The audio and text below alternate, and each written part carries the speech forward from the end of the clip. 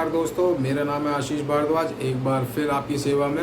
और आज मैं आपके लिए एक ऐसी वीडियो लेके आया हूँ कि हो सकता है कि वो शायद आपने कभी यूट्यूब पे देखी ना हो, किसी भी चैनल पे ना देखी हो, किसी सोशल मीडिया पे नहीं देखी हो। और एक ऐसा टॉपिक है कि जो हर लोगों को जानना चाहिए और हर लोगों को समझना चाहिए, हर हिंदुस्तानी को समझना चाहिए और बाहर के लोग भी समझ सकें तो उनको भी समझना चाहिए। तो आज का टॉपिक है हमारा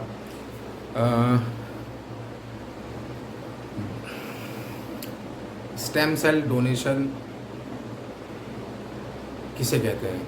तो स्टेम सेल डोनेशन के बारे में मैं आज थोड़ा सा समझाना चाहता हूँ आपको कि पूरा टॉपिक का नाम है blood cancer, stem cell donation for blood cancer patients.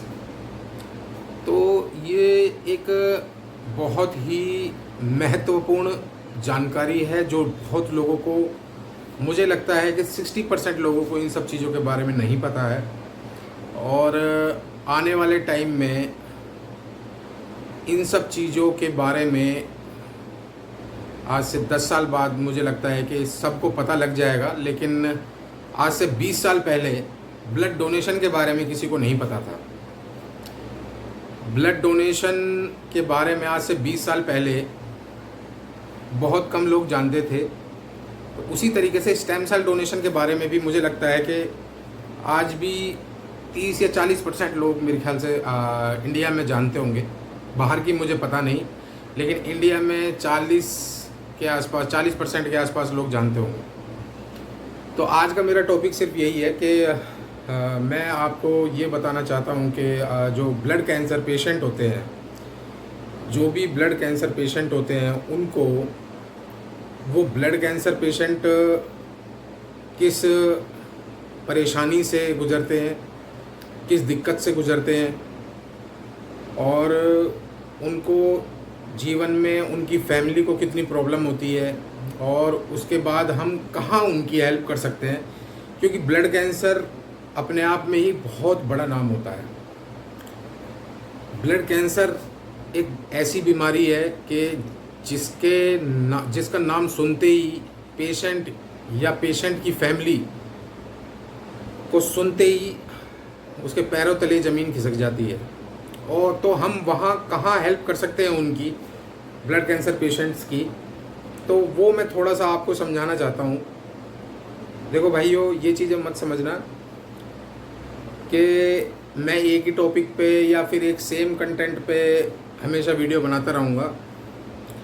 भाइयों, जहाँ मेरे को जो चीज़ मिलती है उन सब चीज़ों के बारे में मैं आपको समझाने की कोशिश करता हूँ। तो एक ये ऐसा टॉपिक मुझे लगा कि ये इस चीज़ के बारे में आपको समझाना चाहिए, इन सब चीज़ों के बारे में आपको बताना चाहिए। और हो सकता है कि मेरे बताने से, मेरे समझाने से किसी ब्लड कैंसर पेशेंट की हेल्प हो जाए। ठीक है, तो कोशिश मेरी यही है कि मैं आपको अच्छी तरीके से समझा सकूं। ब्लड कैंसर, सबसे पहले हम लेते हैं कि ब्लड कैंसर होता क्या है। ब्लड कैंसर सिंपली मैं आपको बताऊंगा, साइंटिफिकली मैं नहीं बताऊंगा, क्योंकि साइंटिफिकली अगर मैं आपको बताऊंगा तो साइंटिफिकली आपको, आम आदमी को, एक नॉर्मल आदमी को समझ में नहीं आएगा। ब्लड कैंसर सिंपली एक चीज़ होती है। ब्लड कैंसर का मतलब ये यानी कि ये होता है कि आपकी बॉडी में एक बोन मैरो नाम की चीज़ होती है। बोन मैरो ब्लड बनाना बंद कर देता है। बोन मैरो स्टेम सेल्स, जो बोन मैरो के अंदर स्टेम सेल्स प्रेजेंट होते हैं, वो मैच्योर नहीं हो पाते हैं। जब स्टेम सेल मैच्योर नहीं हो पाते हैं तो आरबीसी, डब्ल्यूबीसी, प्लेटलेट्स नहीं बन पाते हैं। तो जिनके द्वारा जब वो बनेंगे नहीं, जब वो ग्रो नहीं करेंगे तो कोई भी बीमारी से लड़ नहीं पाएंगे। ठीक है, किसी भी चीज़ से लड़ नहीं पाएंगे, तो उसे ही ब्लड कैंसर बोल देते हैं। ठीक है, तो सिंपल वर्ड में आपको मैंने समझा दिया, एक लाइन में समझा दिया कि ब्लड कैंसर होता क्या है। ब्लड कैंसर का मतलब यही है, दोबारा बता रहा हूँ, कॉपी पेन लेके बैठ जाना। बहुत ही बढ़िया टॉपिक बता रहा हूँ और मुझे नहीं लगता कि आपको कहीं ये जानकारी मिलेगी।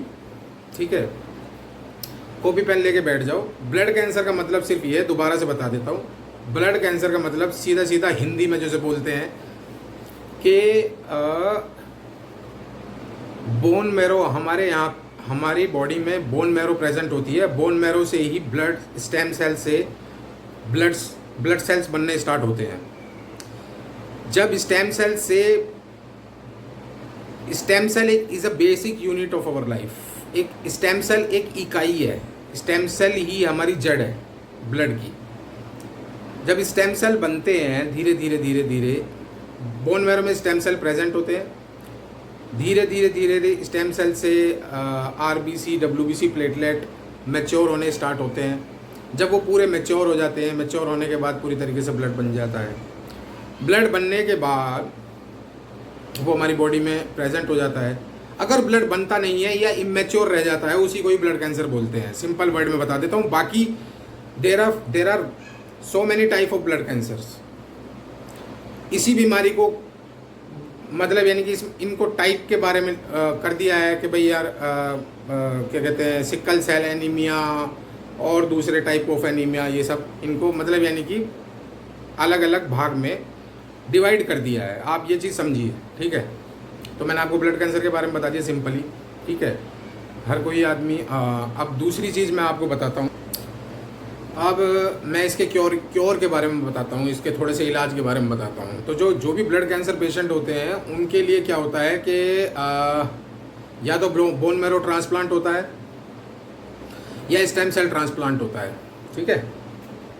तो कुछ चीज़ों में बोन मैरो ट्रांसप्लांट करते हैं, कुछ चीज़ों में स्टेम सेल ट्रांसप्लांट करते हैं। ट्रांसप्लांट से पहले कुछ टेस्ट होते हैं जिन्हें बोलते हैं नॉर्मल, मैं आपको हिंदी वर्ड में थोड़ा सा वही वाली बात है, भाईचारे वाली वर्डिंग में बताऊंगा कि डीएनए जिसका मैच हो जाता है, ठीक है, डीएनए जिसका मैच हो जाता है उसी का ही बोन मैरो उसमें चढ़ सकता है, ठीक है।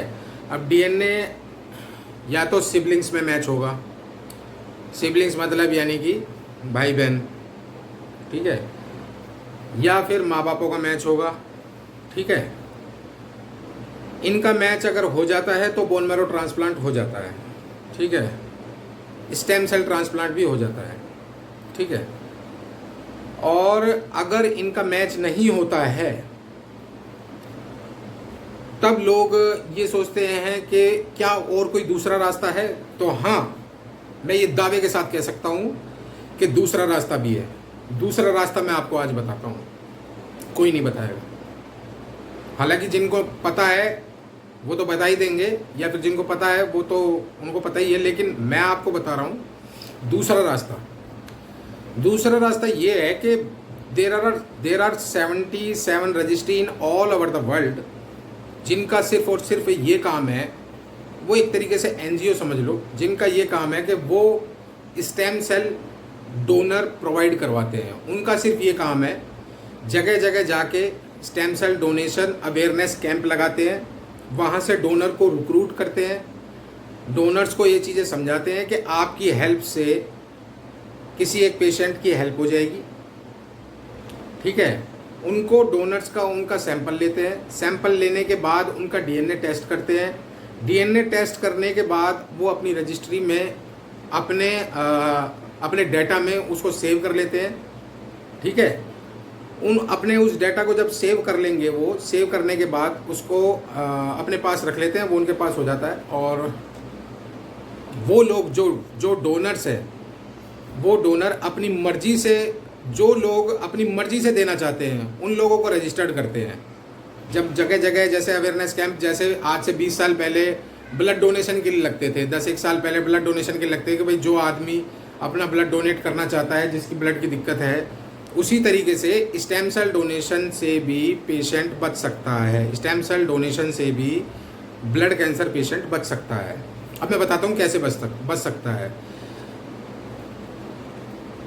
ऐसा नहीं है कि भाई हाँ सिबलिंग्स से भी है। मैंने बहुत सारे केसेस ऐसे देखे हैं कि ब्लड कैंसर कोई किसी को पेशेंट है तो उसका मैच हो सकता है कहीं जर्मनी में भी हो, किसी जर्मनी रजिस्ट्री में भी हो, या किसी बेल्जियम वाली रजिस्ट्री में भी हो सकता है श्रीलंका में भी हो। वो एक बात आपने सुनी होगी कि दुनिया में आप जैसी शक्ल के 7 अजूबे घूम रहे हैं, 7 आपकी शक्ल के 7 आदमी ऐसे घूम रहे हैं। तो मतलब यानी कि ऐसा नहीं है, डीएनए मैच कुछ हद तक कहीं दूसरी दुनिया में कोई हो सकता है ऐसा आदमी, कहीं दूसरे देश में कोई ऐसा हो सकता है कि ऐसा आदमी आप वो घूम रहा हो जिससे आपका मैच हो जाए, जिससे किसी पेशेंट की हेल्प हो सके, जिससे किसी पेशेंट का मैच हो जाए। तो ऐसी 77 रजिस्ट्री हैं 77 देशों में, जिन्होंने अपनी क्या कहते हैं, उन रजिस्ट्रियों ने क्या कर रखा है कि एक रजिस्ट्री बनाई, उसमें blood donation stem cell donation जो करना चाहते हैं, उन स्टेम सेल डोनेशन डोनर्स को रजिस्टर्ड करा, उनके सैंपल लेके उनके उनके बोला जाता है HLA टाइपिंग, DNA मैच को HLA टाइपिंग बोला जाता है, उनके DNA टेस्ट करवाए, उनको डेटा में अपने पास रख लिया। जब कोई पेशेंट मिलता है, एक प्रोसेस है, ये चल रहा है, एक प्रोसेस है ये कि अगर मान लो किसी पेशेंट को अगर उनके सिबलिंग्स मैच नहीं कर रहे हैं तो वो उन रजिस्ट्रीज़ के पास जाते हैं, उन रजिस्ट्रीज से कांटेक्ट करते हैं, उन रजिस्ट्रीज से जब कांटेक्ट करते हैं तो वो रजिस्ट्री उनकी DNA की जो रिपोर्ट है, पेशेंट की DNA की रिपोर्ट उठा के अपने डेटाबेस में रन करवाती हैं। तो अगर कोई ऐसा मैच आता है तो उस डोनर को बुलाया जाता है, उससे दोबारा पूछा जाता है कि आप डोनेशन करना चाहते हैं। अगर वो बोलता है कि मेरे को डोनेशन करने में कोई दिक्कत नहीं है, तो फिर आगे फर्दर प्रोसेस होता है। तो भाइयों, मैंने अभी तक आपको ये बता दिया है कि भाई किस तरीके का पूरा प्रोसेस होता है कि कोई अगर किसी को ब्लड कैंसर है तो वो अपने मतलब अगर किसी से मैच नहीं मिलता है, उसके सिबलिंग्स में या फिर किसी मतलब यानी कि अपने फैमिली में किसी से मैच नहीं मिलता है, तो वो इस तरीके का एक ऑप्शन रख सकता है। इंडिया में अभी 3 रजिस्ट्री सक्रिय हैं, बल्कि 4 रजिस्ट्री सक्रिय हैं। एक रजिस्ट्री का नाम है जीन बंधु, जो बहुत ही ज़्यादा एक्टिव है, दिल्ली के अंदर है। दूसरी रजिस्ट्री है दात्री, और तीसरी टाटा मेमोरियल हॉस्पिटल बॉम्बे, आपने सुना होगा, और चौथी रजिस्ट्री है एम्स हॉस्पिटल में। तो सबसे जो नज़दीक कहता हूँ कि सबसे ज़्यादा जो मेरे ख्याल से जो मुझे लगता है कि जो सबसे ज़्यादा एक्टिव है वो मेरे ख्याल से जीन बंधु है। और क्योंकि जीन बंधु का मैंने हर जगह नाम सुना है। जीन बंधु रजिस्ट्री मेरे ख्याल से आज से 6-7 साल पहले रजिस्टर्ड हुई थी, और ये बहुत ही मतलब यानी कि बहुत अच्छे तरीके से इसको रन कर रहे हैं लोग, क्योंकि मैं खुद जाके देख चुका हूँ और मैं खुद रजिस्टर्ड हूँ स्टेम सेल डोनेशन के लिए। और आने वाले जो मतलब यानी कि 10 साल में काफ़ी अच्छी रजिस्ट्री ये बन जाएगी। दात्री का भी काफ़ी अच्छा नाम है, ऐसी बात नहीं है, दात्री भी अच्छी रजिस्ट्री है। तो इन रजिस्ट्रियों का काम सिर्फ ये होता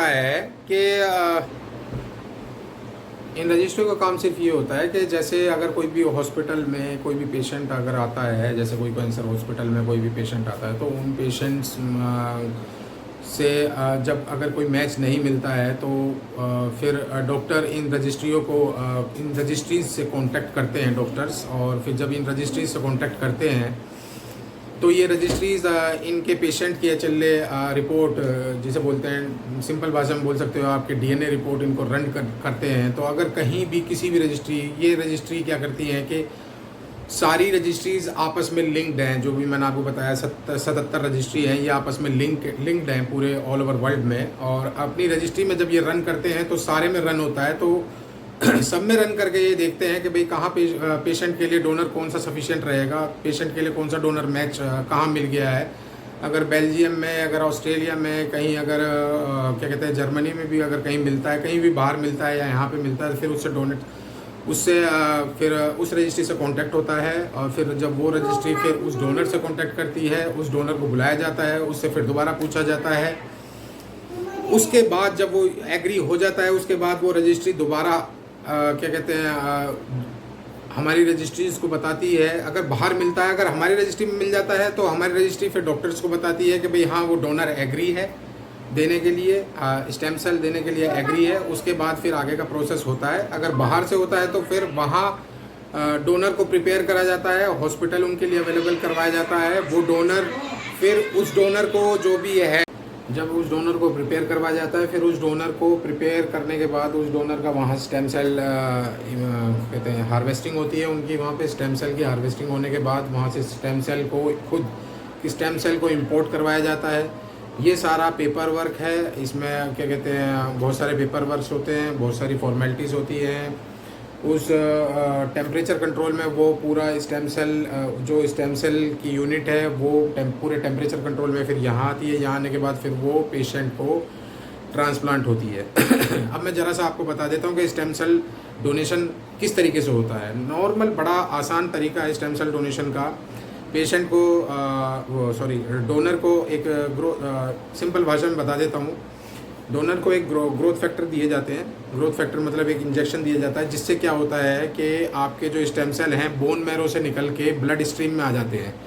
जब बोन मैरो से निकल के जब ब्लड स्ट्रीम में आ जाते हैं तो उसके बाद आपको एक कंफर्टेबल इसमें 1-2 दिन लगते हैं प्रोसेस में, ठीक है। इंजेक्शन दिया जाता है 1-2 दिन के लिए, उसे बोला जाता है कि भाई आप 1-2 दिन प्रिपेयर होइए, तो वो प्रिपेयर होने में 1-2 दिन लगते हैं। तो वो ब्लड स्ट्रीम में आ जाते हैं आपके स्टेम सेल। उसके बाद एक कंफर्टेबल चेयर पे लिटा दिया जाता है उसको, जैसे ब्लड बैंक में लिटा दिया जाता है, ब्लड बैंक में ही होता है ये सब। तो उसको लिटाने के बाद उसके बाद इधर से पिक होता है। इधर से जब पिक होगा तो ब्लड यहाँ से निकलेगा। एफरेसिस मशीन एक होती है, मशीन होती है एफरेसिस मशीन जिसे बोला जाता है। ब्लड उस एफरेसिस मशीन में जाएगा, एक पिक यहाँ होगा, यहाँ से ब्लड जाएगा एफरेसिस मशीन में। एफरेसिस मशीन में स्टेम सेल सेपरेट होके दोबारा आपकी बॉडी में वो ब्लड चढ़ जाएगा सेफली। सिर्फ वो स्टेम सेल जो आपकी ब्लड स्ट्रीम में है, वो स्टेम सेल उसमें जब यहाँ से ब्लड जाएगा वो स्टेम सेल एफरेसिस मशीन में सेपरेट हो जाएंगे। उसके बाद आपकी बॉडी में दोबारा ब्लड चढ़ जाएगा। उसके बाद वो स्टेम सेल्स को इस पूरे प्रोसेस को बोलते हैं स्टेम सेल हार्वेस्टिंग। तो उस स्टेम सेल को फिर पेशेंट को ट्रांसप्लांट करवा दिया जाता है। तो उस पेशेंट को चढ़ा दिया जाता है, वो जो भी मतलब जिस पेशेंट के लिए वो स्टेम सेल निकाले जाते हैं। तो ये सिंपल प्रोसेस है और मेरे ख्याल से सबको स्टेम सेल डोनेशन के बारे में समझना चाहिए, और जिनको समझ में आ गया है उनको और लोगों को बताना चाहिए। बहुत ज़्यादा से ज़्यादा अवेयरनेस फैलाने की ज़रूरत है, क्योंकि बहुत सारे ब्लड कैंसर पेशेंट्स उन लोगों का इंतज़ार कर रहे हैं कि भाई अगर जिनका मैच नहीं मिलता है तो वो सिर्फ यही इंतज़ार कर रहे हैं कि कोई आके हमें मतलब यानी कोई हमारी हेल्प कर जाए। तो हो सकता है कि आप उनकी हेल्प कर सकते हो इन रजिस्ट्रीज से रजिस्टर्ड होके। तो ऐसी मैंने आपको बताया 3-4 रजिस्ट्री हैं इंडिया में। दिल्ली में एक रजिस्ट्री है दीनबंधु, और एक रजिस्ट्री है दात्री क्या कहते हैं चेन्नई में, और एक रजिस्ट्री है बॉम्बे क्या कहते हैं टाटा मेमोरियल हॉस्पिटल, और चौथी रजिस्ट्री यहाँ एम्स में है। तो मैं खुद रजिस्टर्ड हूँ, दीनबंधु रजिस्ट्री है, काफ़ी अच्छी रजिस्ट्री है और मैं दोबारा से बता रहा हूँ। और मतलब बहुत अच्छे से रन हो रही है और बहुत अच्छे से उनका वर्कअप चल रहा है, और आने वाले मेरे ख्याल से 10 साल के अंदर अंदर वो बहुत ही बड़ी रजिस्ट्री बन जाएगी। तो और मैं ये भी बताना चाहता हूँ कि आप जगह जगह जाके इन सब चीज़ों को थोड़ा सा लोगों को अवेयर करवाएं कि स्टेम सेल डोनेशन क्या चीज़ होती है। ब्लड डोनेशन के बारे में तो पता ही है सबको, लेकिन स्टेम सेल डोनेशन के बारे में पता होना चाहिए। तो बस यही छोटी सी मैंने आज आपके लिए एक वीडियो बनाई है। तो हो सकता है कुछ गलतियाँ हो गई हों, तो उस चीज़ के लिए मैं माफ़ी चाहता हूँ, और बहुत बहुत धन्यवाद और राम राम जी।